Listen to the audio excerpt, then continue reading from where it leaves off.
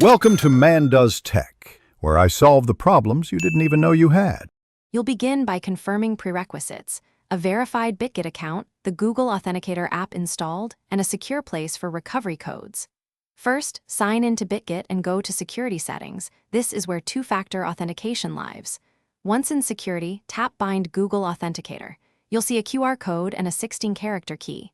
Don't skip copying that key. It's your backup if you lose the phone. Now open Google Authenticator to prepare scanning. In Google Authenticator, choose Add Account and either scan the QR code shown on Bitget or select Enter a setup key and type the 16-character code.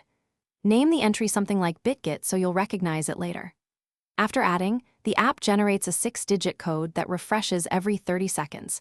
This is time-based, so make sure your phone's clock is accurate. If codes don't validate, use the app's time correction or rescan the QR code and try again. To finish, enter the current 6-digit code from Google Authenticator into Bitget and submit to bind the authenticator. Once confirmed, Bitget will show recovery codes. Save those immediately in a secure location because they let you recover access if your device is lost. Make test logins to ensure everything works.